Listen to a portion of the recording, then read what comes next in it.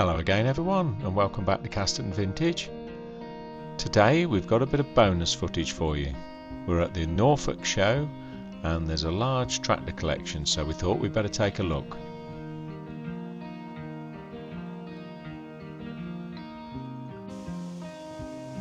Well, you don't see many of these. This is a Case 600 combine.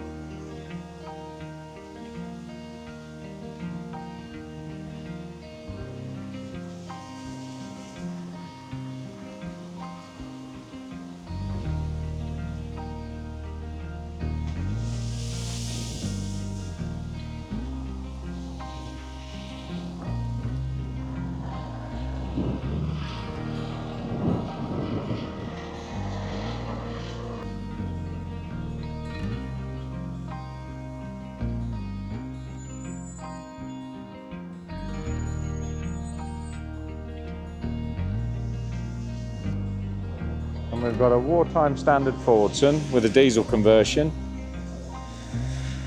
And it's obviously belonging to somebody that does a bit of match ploughing.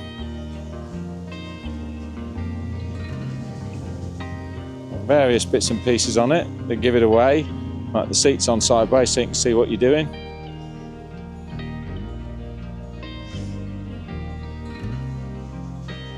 But the plough doesn't look like it's been used lately.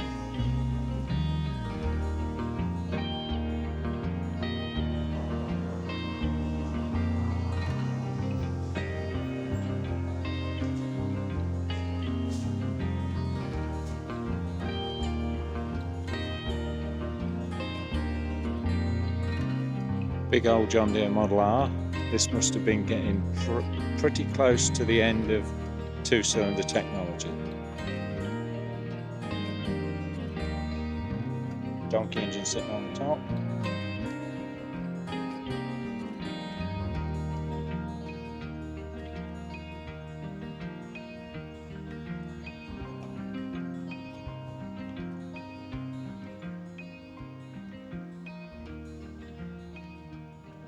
And a much smaller John Deere Model M.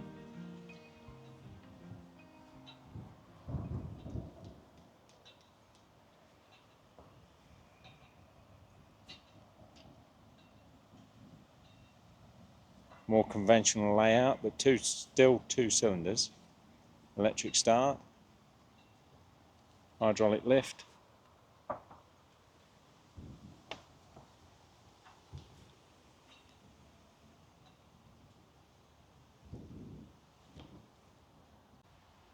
And an even smaller John Deere.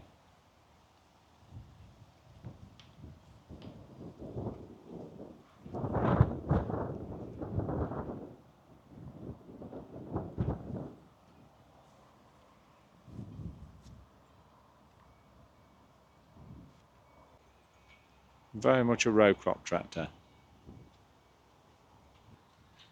A Zeta 3011.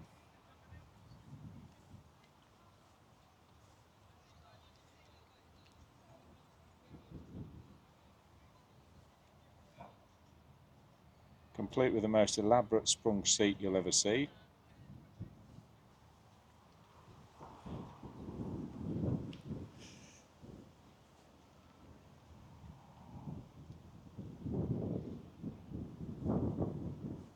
And it obviously doesn't work.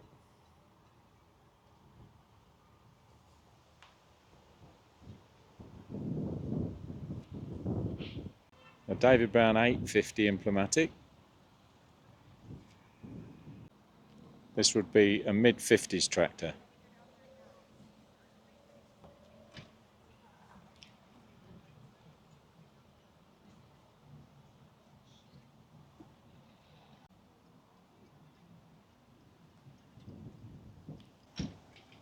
And a roadless 95. We've seen this one working before.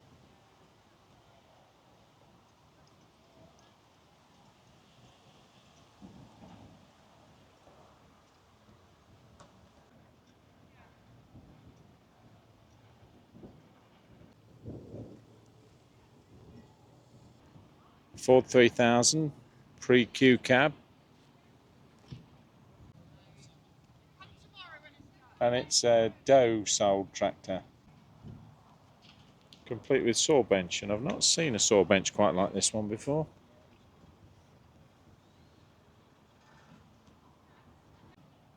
And a 4000 of a similar era to the 3000. An original condition Fordson Dexter.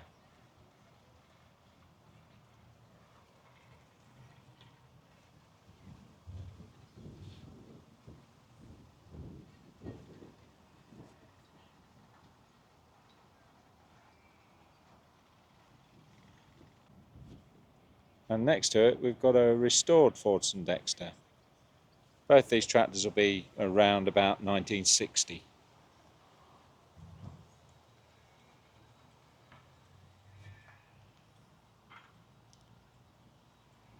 And then the next tractor in the line is the Super Dexter.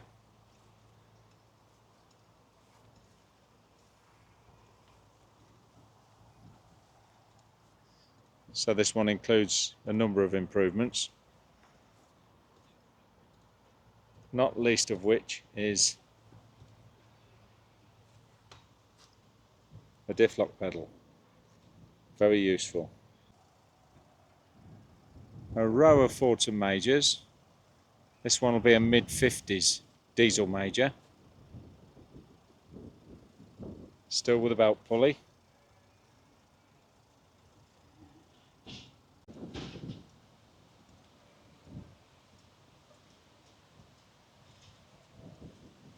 And next to it we've got a Super Major.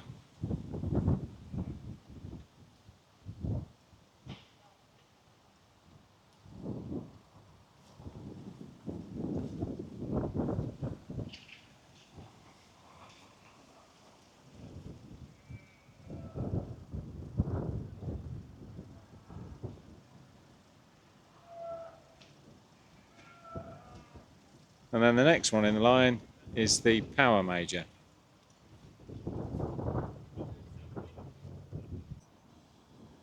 And right on the end of the line we've got this pair of E27N Fordson Majors. This one's the petrol paraffin version.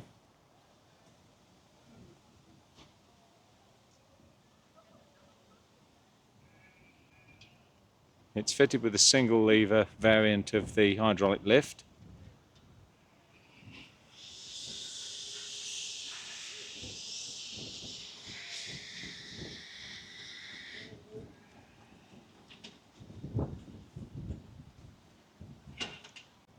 I particularly liked the bag on the front of the radiator of this tractor. And the other E27N is actually a P6.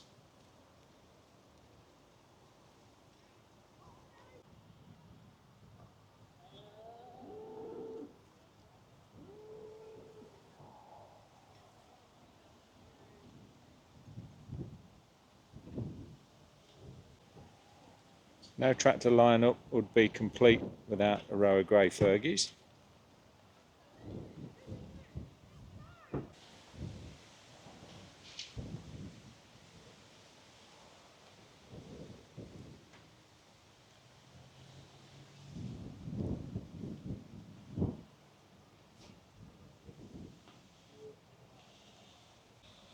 And this Fergie's got the loader frame on it.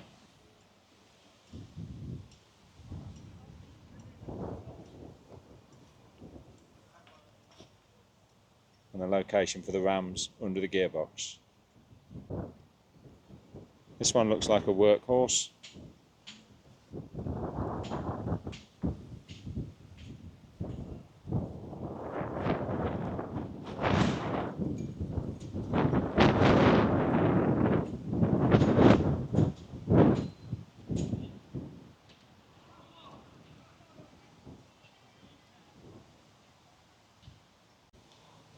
And the Fergies keep coming.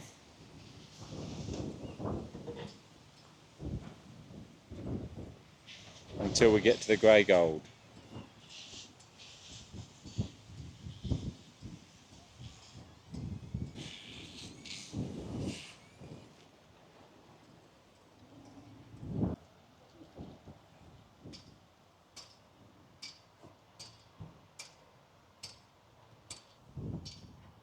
And now we're into the era of Massey Ferguson, the 35.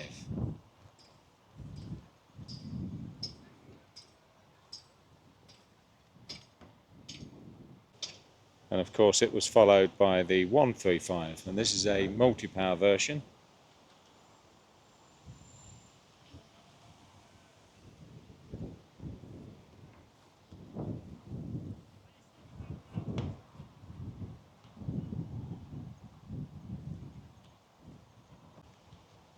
And another 135 multi-power stood behind it.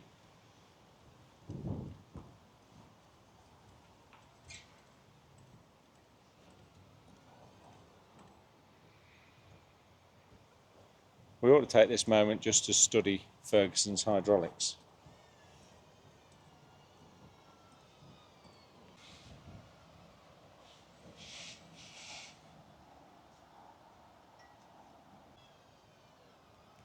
And after the Fergusons we come to the Alice B, and this one's complete with an underslung mower.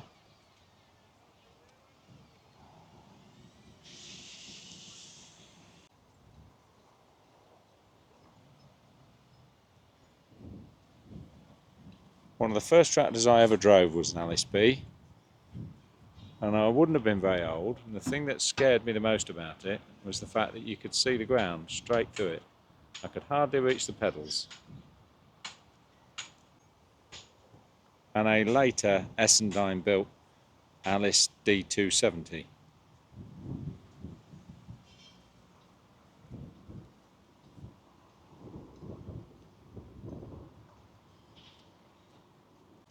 And a fascinating 3-point linkage arrangement. I don't think I've seen one before. So you've got the hydraulic cylinders that lift it up, but the link arms are fastened on a single point.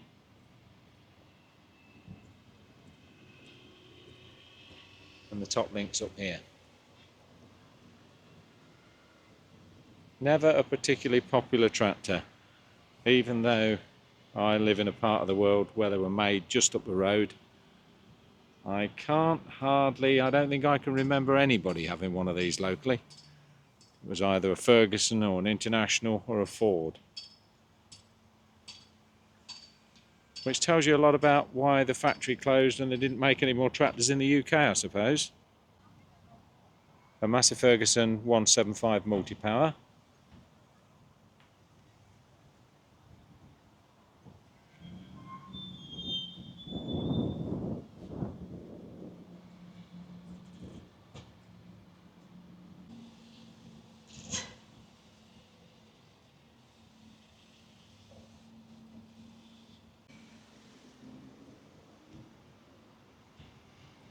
And next we've got this pair of MMs, a big U-series tractor on the right,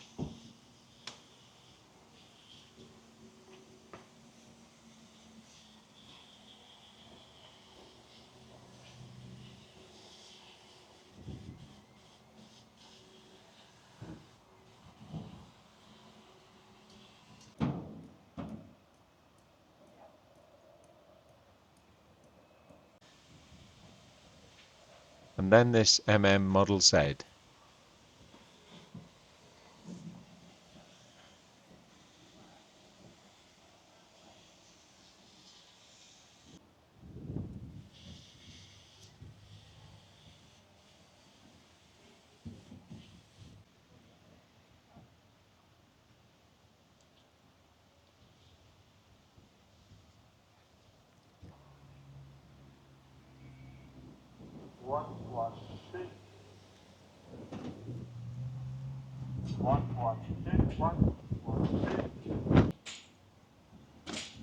So you always find a field marshal in a vintage tractor display.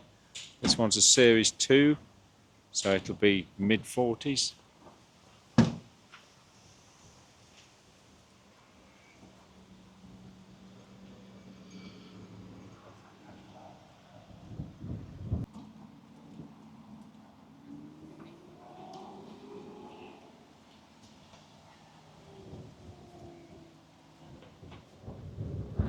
And an earlier field marshal.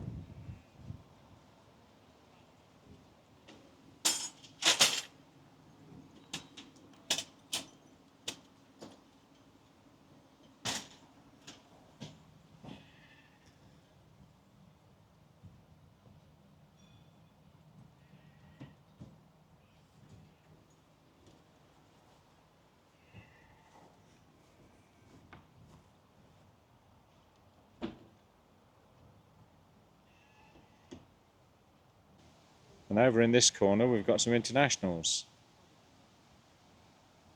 This one's a Farmall H, and the problem with these hydraulic lift tractors is they never had enough oil in them to tip a trailer. And I've not seen that before. I think that somebody has added a tank to this one.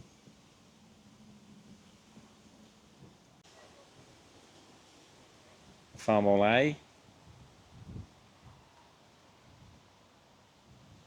with International's Cultivision.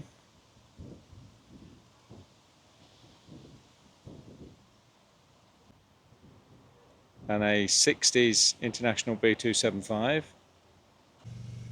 And this one's fitted with Vari-Touch hydraulics. Put it another way, it's got proper draft control with top link sensing on it. And only 3,700 hours on the clock. The clutch pedal would suggest that it's done more, look. It's got no marks hardly left on one side of it at all. And this is a German-built D320, complete with a mower attachment and a very early form of front axle springing.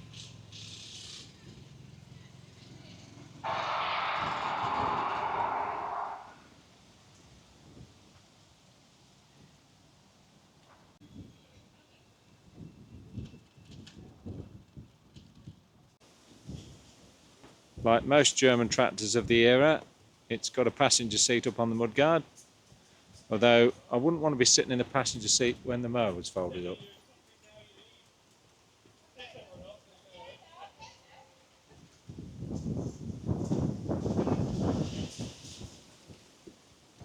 An interesting little tractor. I don't know whether they were ever imported during their working day or whether this is a preservation import. A BTD6 crawler.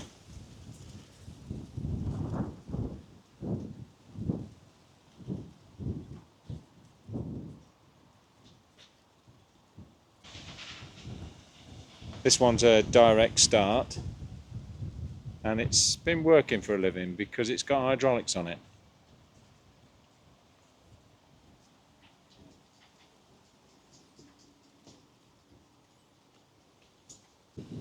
Another Bradford tractor, the B275.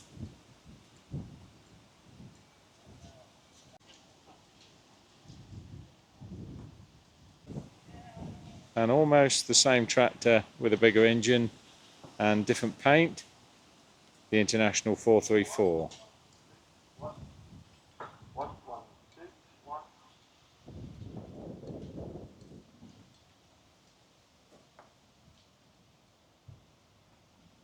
In fact, I'm not sure whether this one's a 434 or not. Yes, it is. It's a 434.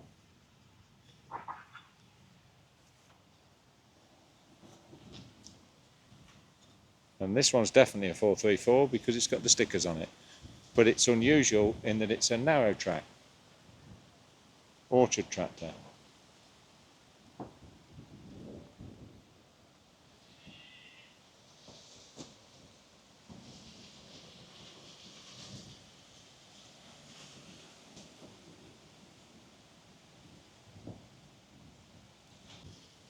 And with the crank link arms on the back.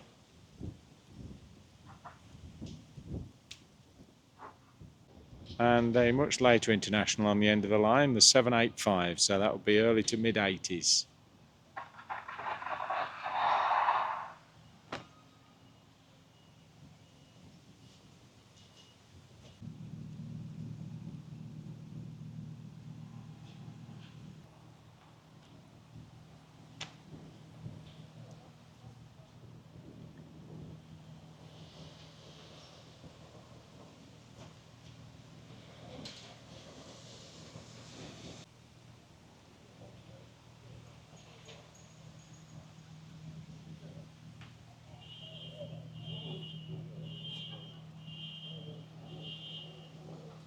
And this is an unusual tractor to see in the UK, a Valmet.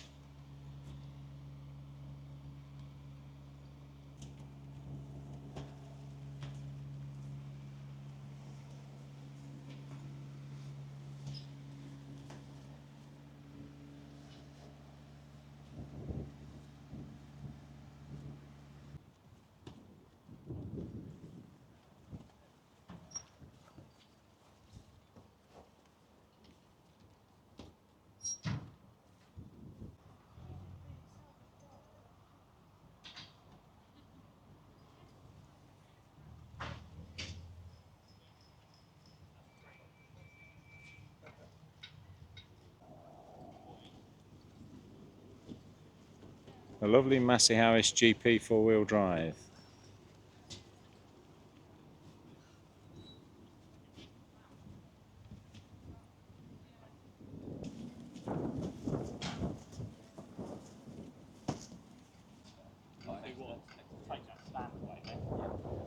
Is there one on the desk as well?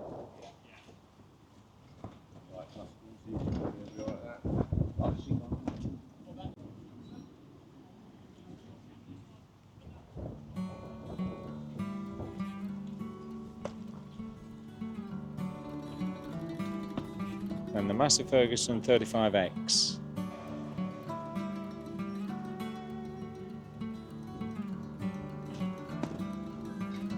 Massey 701 baler.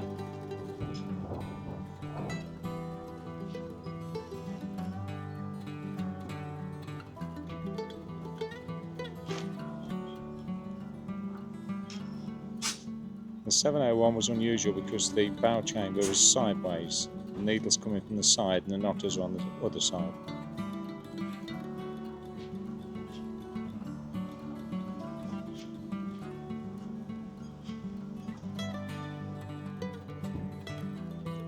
And here's a John Deere A just turned up on its trailer.